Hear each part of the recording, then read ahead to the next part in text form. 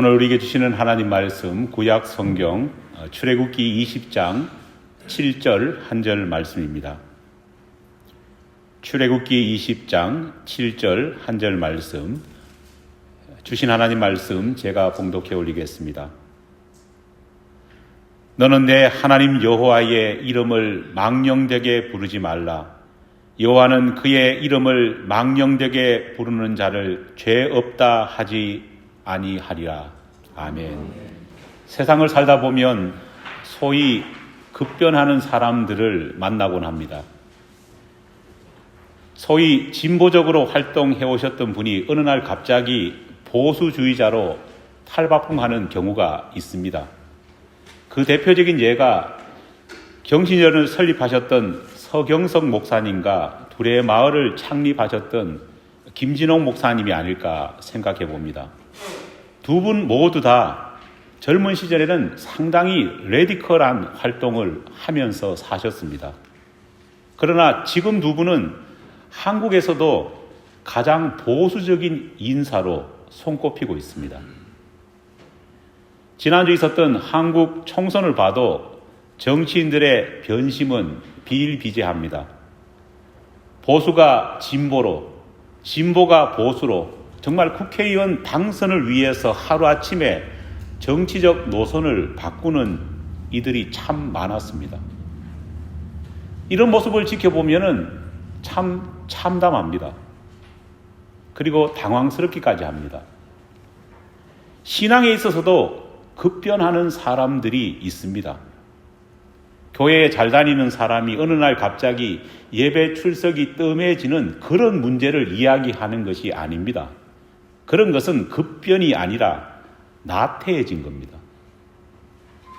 신앙의 급변은 신앙인이 하루아침에 완전히 다른 믿음의 태도를 보임으로써 주변 사람들을 경악해 하는 겁니다. 50평생 제가 살아오면서 개인적으로 저에게 큰 충격을 안겨다 준 분이 계십니다. 안타깝게도 그분은 지금도 여전히 해마다 더 큰 충격파를 만들어가고 있습니다. 제게 기쁨과 아픔을 동시에 안겨다 준 그분이 누구냐? 옥성호라고 하는 분이십니다. 여러분, 옥성호라고 하는 이름을 혹시 들어보셨습니까? 저하고 성씨가 같으니까, 그리고 이름 끝자가 성호, 민호, 호자 돌림이다 보니까 아마 목사님 친척인가 이렇게 생각하는 분이 계실지도 모르겠습니다. 물론 저희 옥가는 본도 하나고 파도 둘밖에 되지 않기 때문에 모든 옥시들은 저와 친인척 관계입니다. 하지만 옥성호 씨는 뉴욕 롱아일랜드의 작은 교회를 섬기고 있는 목사인 저보다 훨씬 더 유명하고 훨씬 더 영향력이 큰 분이십니다. 도대체 옥성호가 누구지 여전히 고개를 가우뚱하실 분이 계실지 모르겠습니다만은 제가 여러분에게 고 옥하는 목사님 장남 옥성호라 말하면은 많은 분들이 바로 그 사람 그렇게 고개를 끄덕이실 겁니다. 옥성호 집사는 옥하는 목사님의 세 아들 가운데 맞이입니다. 한때 사랑의 교회 제자훈련의 핵심 지원팀인 국제제자훈련은 출판부를 이끌기도 하셨습니다. 그리고 그 기간에 수많은 신앙서적들을 저술했고 각종 매체에서 초청을 받아서 신앙 강연을 열기도 했습니다. 여러분들이 유튜브에 가보면요, 그때의 기록들이 많이 남아 있습니다. 제가 이분을 주목하게 된 것은요, 이분이 미국 생활을 마치고 귀국한 다음에 국제제자훈련은 출판부에서 일하시면서 출판한 3권의 책 때문입니다. 여기 나오고 있을 겁니다. 2007년부터 2010년까지 차례대로 발표한 심리학에 물든 기독교, 마케팅에 물든 기독교, 그리고 엔터테인먼트에 물든 기독교라고 하는 소위 부족한 기독교 시리즈의 이 책들은요, 저에게 정말 큰 감동을 주었고 당시 교회들이 가지고 있는 문제점을 정확하게 파악할 수 있는 인사이트를 주었습니다. 책에서 옥송호 집사는 세속화된 대중문화와 심리학의 영향을 받아서 성령 하나님의 주시는 은혜와 평안보다는 단순히 인간적인 감성만 자극하고 하나님의 위로가 아닌 인간적인 위로와 평안을 외치는 그런 찬양과 그런 설교에 대해서 날선 비판을 가했습니다. 알맹이가 되는 십자가 복음은 사라지고 재미와 유머로만 가득한, 어떻게 보면 가십거리로 채워진 그런 설교를 향해서도 신랄하게 비판했습니다. 다단계 마케팅처럼 변해버린 전도에 대해서도 그는 비판했고, 설교를 듣는 것을 좋아하지만 실제로는 인격 수양 정도로 생각하고 삶의 단단한 구습을 깨뜨리지 않으려고 하는 그런 신앙인들을 향해서도, 그런 영적 매너리즘에 빠진 사람들을 향해서도 일갈을 가했습니다. 안타깝게도 이 책들은 모두 현재 절판된 상태입니다. 조금 낯선 것은요, 보통 책들은요, 인기가 떨어지면 어떻게 됩니까? 절판됩니다. 그런데 참 낯설게도 이 책은 여전히 인기가 있음에도 불구하고 저자 자신이 재판되는 것을 거부했습니다. 지금도 저희 집 책꽂이에 보면은요, 형형색색의 형광색 줄을 가슴에 품고 있는 이 책들이 꽂혀 있습니다. 저는 이 책을 젊은 시절에 읽을 때 아버지이신 옥하는 목사님의 책을 읽을 때와는 또 다른 감동이 저에게 밀려왔음을 지금도 기억하고 있습니다. 제가 이 책 읽으면서 그런 이야기를 했습니다. 역시 그 아버지의 그 아들이구나. 제 입에서 이 말이 절로 터져 나왔습니다. 2014년 저는 한동안 새로운 책을 발표하지 않고 있던, 제가 좋아했던 이 옥송호 집사에 대한 새로운 소식을 우연찮게 한 기독교 매체를 통해서 듣게 되었습니다. 옥송호 집사는 2010년도 아버지 옥하는 목사님이 소천하신 이후에는요, 아버지를 회상하면서 쓴 두 권의 책, 아버지 옥하는과 진영이라고 하는 이 두 권의 책을 출판한 이래로 4년 동안 저술 활동을 하지 않았습니다. 참고로 아버지 옥하는이라고 하는 이 책은요, 하나님의 부름을 받으신 아버지에 대한 아들의 애틋한 그리움을 그리고 있는 책입니다. 또 진영이라고 하는 이 책은요, 훌쩍 어느 날 미국 유학을 떠나버린 아버지를 뒤로하고 낯선 시골에서 초등학교를 보내야 했던 이 옥송호 집사의 어린 시절을 그린 책이기도 합니다. 그의 소식이 정말 궁금했는데 오랜 침묵을 깨고 그가 각종 미디어에 나타났습니다.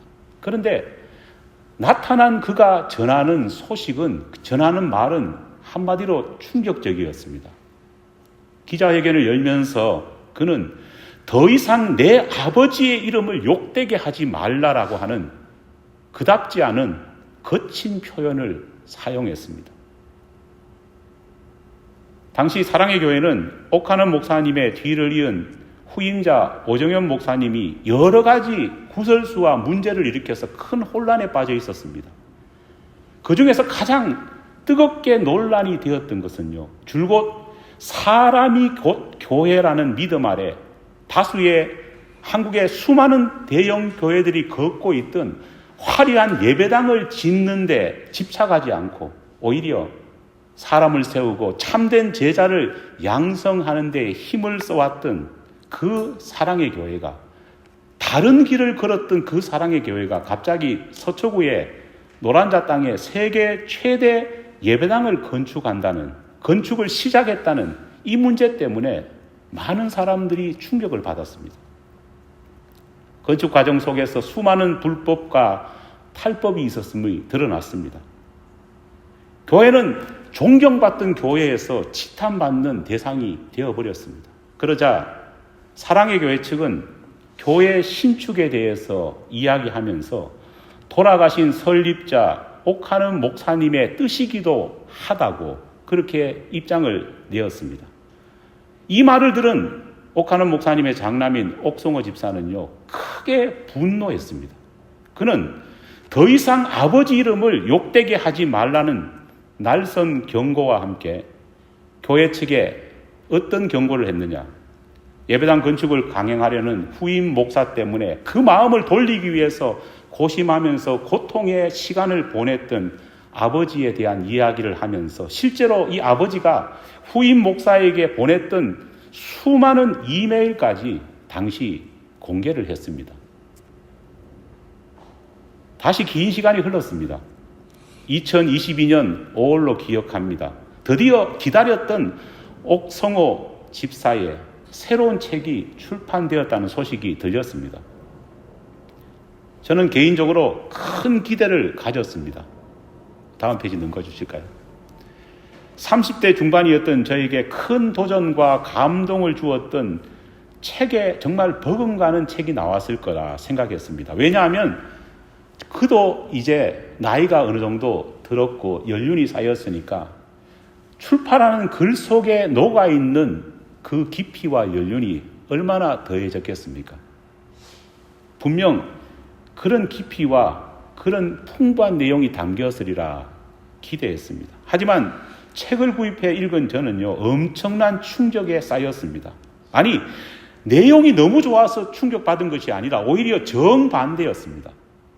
내용이 너무 당황스럽고 너무 말도 안 되어서 저는 정말 어찌할 바를 모르는 상태에서 며칠을 보냈던 기억이 있습니다.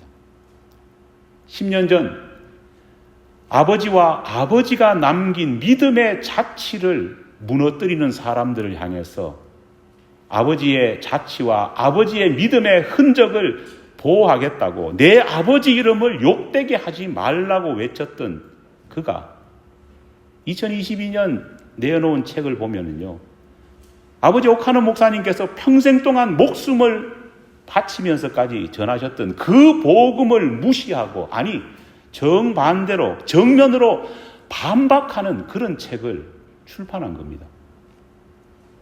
신의 변명이라는 책에서 그는 한마디로 성경은 모두 거짓말이라 그렇게 주장하고 있습니다. 뒤이어 발표한 부활 역사인가 믿음인가 라는 이 책에서는요, 예수의 부활이 제자들이 예수의 제자라고 하는 기득권을 지키기 위해서 만들어낸 신화다 그렇게 주장합니다. 계속해서 반기독교적인 서적을 출판한 겁니다. 그런데 지난해 그는 또다시 새로운 책 신간을 발표했습니다. 그런데 이번에는 우리 기독교의 최대 금기 가운데 하나인 문제를 건드렸습니다. 지난해 출판한 그 책 이름이 뭐냐? 유다 헌시버릇입니다. 이 책은 예수님을 은삼십에 판 가룟 유다를 배신자로 보는 것이 아니라 오히려 그는 구원자 컴플렉스에 빠져있던 스승 예수 때문에 애끓는 3년을 보냈고 그 예수 때문에 애꿎은 피해를 당한 희생자로 그렇게 주장하는 책을 쓴 겁니다. 지난해 7월에 그는 유다 헌시버릇을 발표하면서 인터넷 뉴스 채널인 FN과의 인터뷰에서 자신의 책을 쓴 저자로서의 입장을 밝혔습니다. 제가 인터넷에 올라온 그의 기사를 그대로 가지고 왔습니다. 한번 보시기 바랍니다. 제가 읽어드리겠습니다. 본보는 지난 17일 서울 서초구 모처에서 옥성호 씨를 만나 유다 헌시버릇과 관련한 이야기를 들을 수 있었다. 책의 저자인 옥성호 씨는 자신을 국내 1호 디컨스트럭트라고, 다시 말해 기독교 해체 전도사로 자신을 소개했다. 그는 현재 자신의 심정을 이렇게 밝혔다. 성경이 엉터리라는 것을 알면서 그 성경을 통해서 자신의 뜻을 전한다는 신이 진짜라고 받아들일 방법이 내게는 없었습니다. 마침내 나는 기독교를 떠나 기독교 해체를 선택했고 그날 이후 많은 사람들이 나를 떠났고 또 경제적으로 힘들게 됐지만 후회는 없습니다. 기독교인일 때와 지금은 차마 비교도 할 수 없을 정도로 행복합니다. 오늘 살펴볼 십계명에 담긴 하나님의 명령은 뭡니까? 나 여호와의 이름을 망령되게 부르지 말라. 믿습니까? 지난 주일 살펴본 십계명 제1계명과 제2계명이 하나님과 우리가 얼굴과 얼굴을 맞대고 살아가는데 그 사이에 그 어떤 존재도 끼어들지 못하게 하라. 그런 명령입니다. 소위 말해서 관계의 명령이라 말할 수 있습니다. 오늘 살펴볼 제3계명은 하나님 아버지께서 아버지신 그 하나님 앞에 우리가 합당한 존경과 합당한 사랑과 합당한 자부심을 가져라는 애정에 관한 명령입니다. 제3계명을 보다 직설적으로 표현한다면요, 내 아버지 하나님의 이름을 욕되게 하지 말라라고 표현할 수 있습니다. 하나님의 아들이신 성자 예수님께서는 하나님의 집인 성전을 방문하셨을 때 하나님 아버지의 집을 시장 난전바닥으로 만들어버린 이스라엘 종교 지도자들을 바라보시면서 그들의 만행을 보시면서 내 아버지 집을 강도들의 소굴로 만들지 말라 비슷한 분노를 하셨습니다. 아버지 대신 하나님의 이름을 욕되게 만들지 않으려면 우리는 여러분 무엇을 해야 할까요? 첫 번째로 하나님의 자녀된 우리는 자식된 자로서 먼저 아버지 하나님의 말씀을 존중해야 합니다. 말은 그 말을 받은 사람이 그 말에 대해서 어떤 태도와 자세를 보이느냐에 따라서 그 말의 가치가 만들어집니다. 어떤 태도로 아버지의 말씀을 받아들이느냐에 따라서 그 아버지의 권위가 달라집니다. 아버지의 말씀을 어떻게 자식이 받아들이느냐를 바라보면서 주변 사람도 아버지를 대하는 자세가 달라진다는 겁니다. 여러분 비슷한 말을 했다고 할지라도 아니 똑같은 말을 했다고 할지라도 위대한 철학자가 내뱉은 말과 저작거리 술꾼이 내뱉은 말은 어떻습니까? 같은 말을 해도 무게가 다릅니다. 왜일까요? 말을 받아들이는 사람이 다르게 받아들이기 때문입니다. 요즘 한국에서는 청와대 보존 문제로 뜨겁게 논란이 일어나고 있다고 합니다. 한때 청와대는 어떤 곳이었습니까? 대통령이 살던 곳이었습니다. 그래서 우리는 청와대라는 말만 들으면요, 옛날에는 마음을 고쳐먹고 온 매무새를 바로잡아야 했던 적이 있었습니다. 청와대에서 온 메시지다, 소식이다, 그런 이야기만 들어도요, 우리는 사시나무 떨듯이 덜덜덜 떨던 그런 기억도 있습니다. 청와대에서 일한다는 것 때문에 대통령과 버금가는 위세를 가졌던 시대도 있었습니다. 하지만 그랬던 청와대가 요즘에는 완전히 달라졌다고 합니다. 청와대가 대통령이 사시는 집이 아닌 일반인이 아무 때나 놀러 갈 수 있는 무료 공원으로 바뀌었기 때문입니다. 청와대의 위상이 엄청나게 달라진 것입니다.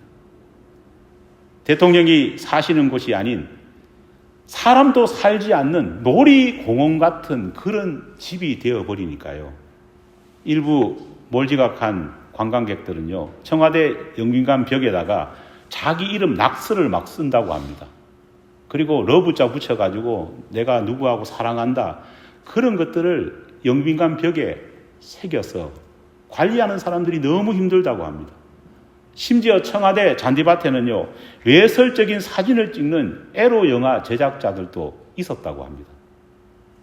청와대의 기물을 부수는 것은 물론이거니와 뜯어서 자기 집에 기념품으로 가져가는 사람도 있다고 합니다. 여러분 어떻게 하다가 이 지경까지 되었을까요? 청와대란 말을 받아들이는 사람들의 뭐가 달라졌습니까? 자세와 태도가 달라진 겁니다. 국가 최고 수반이 사는 위험 있는 장소가 아닌 공짜로 내 마음대로 언제든지 갈 수 있는 무료 공원이 되었다고 생각하기 때문입니다. 옛날에는 청와대 앞에 뭐가 있습니까? 경복궁이 있습니다. 지금은 뭐라고 부르느냐? 경복궁 뒤뜰이 청와대입니다. 완전히 주객이 전도된 겁니다. 이제는 청와대를 관리하는 직원의 말을 안 듣는다고 합니다. 왜냐하면 예전에는 대통령이 사는 곳에서 지근거리로 지키는 그 사람들을 보면서 사람들이 말 걸 때 뭐라고 불렀느냐? 선생님하고 불렀다고 합니다.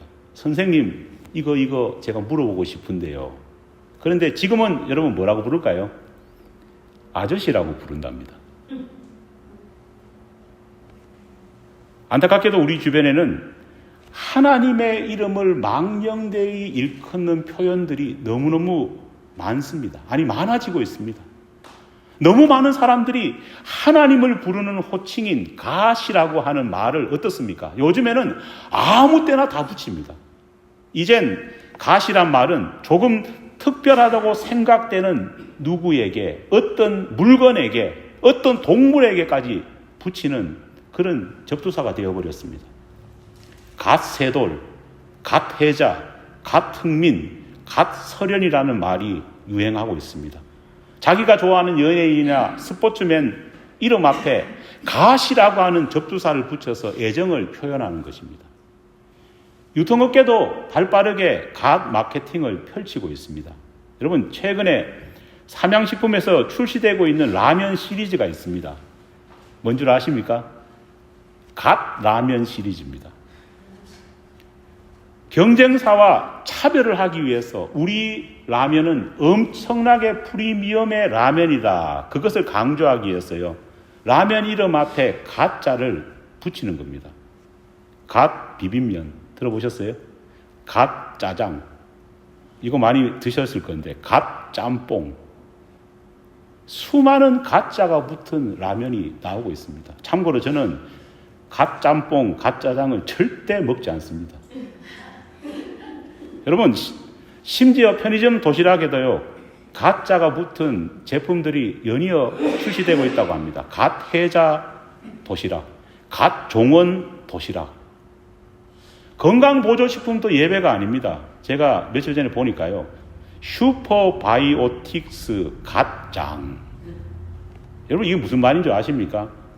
슈퍼바이오틱스를 복용하면은 갓장, 다시 말해서 하나님과 같은 위장이 된다는 그런 마음 속에서 이름을 지은 겁니다. 가다가 이제 하나님의 위장까지도 이름을 붙이는 시대가 되었습니다. 이렇게 하나님의 이름을 쉽고 우습고 휘하적으로 사용하다 보니까요, 사람들은 자연스럽게 하나님의 존재에 대해서 어떻게 인식할까요? 가볍게 인식합니다. 사탄은 지금 언어로 사람들에게 죄를 짓게 만들고 있습니다. 사탄은 하나님 아버지의 호칭을 우습게 여기게 함으로써 기독교인들의 신앙을 무력화시키고 있고 사람들의 신앙을 무너뜨리고 있는 겁니다. 하다가 요즘에는요, 애완견 이름에도 가짜가 붙는다고 합니다. 제가 언젠가 우연히 유튜브에서 강아지를 키우면서 자기의 일상을 올리는 그런 애견 유튜브 방을 보게 되었습니다. 제가 구태여 찾아간 것이 아니라 요즘에는 어떻습니까? 자동적으로 뜨지 않습니까? 그런데 제가 클릭을 왜 해봤느냐 하면요, 그 애완 유튜브 방 제목이 너무 재밌었기 때문입니다.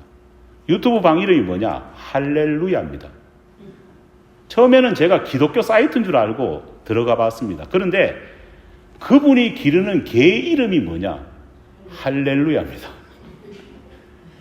할렐루야야 이리 와 합니까? 개가 뭐 쪼르륵 따라옵니다. 그러면서 자기 자신을 또 어떻게 그 유튜브에 소개해 놨느냐? 자신을, 개를 키우는 자신을요, 뭐라고 소개했느냐? 갓 집사라고 소개했습니다. 뭐냐? 할렐루야인 갓을 키우는 집사같이 종처럼 그 개를 떠받드는 사람이라, 그런 의미입니다. 더욱 기가 찬 것은 강아지를 구입할 때 자기 남편이 돈을 주었다고 합니다. 자, 문제 한번 낼까요? 강아지를 살 때에 돈을 준 남편은 뭐라고 이분이 부르면서 소개했을까요? 참담한 말입니다. 뭐라고 불렀느냐? 강아지를 살 때 돈을 준 남편을 이렇게 불렀습니다. 갓물주. 여러분, 적절한 이유 없이 목적 없이 하나님의 이름을 함부로 사용해서는 안 됩니다. 하나님의 이름을 대수롭지 않게 장난스럽게 사용하면 안 됩니다. 왜냐? 하나님께서는 오늘 본문 말씀을 통해서 하나님 자신의 이름을 함부로 내뱉는 자, 희화하는 자들에게 분명히 죄를 물을 거라 말씀하고 계시기 때문입니다. 둘째로 우리는 아버지 하나님의 이름을 내 입장, 내 욕망, 내 의견을 관철시키기 위해서 하나님을 도구로 이용해 먹어서는 안 됩니다. 우리 그런 말 많이 하지 않습니까? 궁지에 몰릴 때 하나님께 맹세할게. 야, 주님은 다 아신다. 한번 좀 다 해보셨거든요. 그렇죠? 우리는 자기 의견과 바램을 남에게 믿게 하기 위해서 누구의 이름을 인용합니까? 하나님 이름을 자꾸만 이용하는 경향이 있습니다. 하지만 결코 그렇게 해서는 안 됩니다. 하나님은 우리가 이용해 먹을 대상이 아니기 때문입니다. 누가복음 6장 46절에서 예수님은 반문하십니다. 누가복음 6장 46절입니다. 어찌하여 너는 내게 주여 주여 하면서 내가 말한 것을 행하지 아니하느냐. 이사야 65장 16절에서 하나님은 말씀하십니다. 이사야 65장 16절입니다. 땅에서 하나님의 이름으로 맹세하는 것은 진리의 하나님의 이름으로 맹세하는 것이니라. 결탄코 함부로 하나님의 이름으로 맹세해서는 안 됩니다. 내 욕망과 내 입장을 관철시키기 위해서 전달하는 도구가 되게 하기 위해서 하나님의 거룩한 성호를 도구 삼아서는 안 된다는 겁니다. 인간 세상에도 뭐가 있습니까? 명예훼손죄가 있습니다. 위증의 죄가 있습니다. 인격 모독의 죄가 있습니다. 하물며 거룩하신 하나님 앞에 우리가 명예훼손 죄와 위증의 죄와 인격 모독의 죄를 범한다면 우리가 받을 심판은 얼마나 크겠습니까? 마지막으로 아버지가 품으신 뜻을 자식이 잘 보존함을 통해서 아버지도 영광을 받고 자식도 존경과 칭찬을 받을 수 있다는 것을 기억해야 합니다. 옥성호 집사는 2014년 아버지의 이름을 팔아 자신들의 사욕을 채우려고 하는, 자신들의 이익을 쟁취하려고 하는 사람들을 향해서 분노했습니다. 더 이상 내 아버지 이름을 욕되게 하지 말라.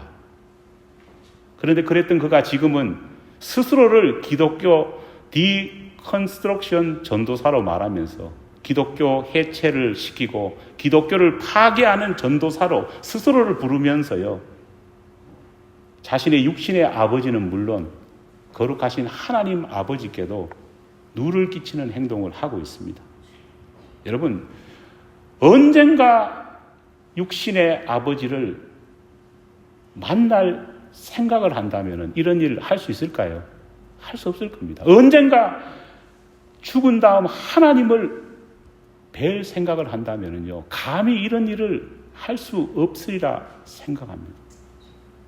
저는 옥하는 목사님이 너무 그래도 일찍 돌아가셔서 마음이 아픕니다. 그런데 더 마음이 아픈 것은 사랑하는 가족들에 의해서 명예가 실추되는 이 모습이 너무나도 안타깝습니다. 무엇보다도 하루속히 옥성호 집사가 회개하고 바른 신앙의 길로 돌아오기를 기도합니다. 그가 실추시킨 그의 아버지 옥하는 목사님과 영원하신 우리의 영적인 아버지 되시는 하나님이 그를 지키시고 그가 회복되게 해주시기를 바라며 그가 돌아와서 새로운 삶을 살기를 간절히 소망합니다. 우리 역시 하나님 아버지 그리고 육신의 아버지의 이름이 욕되지 않게 잘 살아야 가야 될 줄 믿습니다. 여러분, 자식이 올바르게 살아야 아버지가 욕을 먹지 않습니다. 우리가 믿음 안에서 바른 삶을 살아가야지 우리 하나님 아버지께서도 욕을 먹지 않으시는 겁니다. 그래야 우리의 신랑 되신 예수님도 부끄러움을 당하지 않으실 것입니다. 우리 모두가 바르게 살면서 바른 믿음을 경주함을 통해서 우리의 육신의 아버지와 우리의 거룩하신 전능하신 아버지 하나님의 이름을 욕되게 하지 않고 오히려 늘 영광 돌리는 삶을 살아가는 저와 여러분이 되기를 간절히 축원합니다.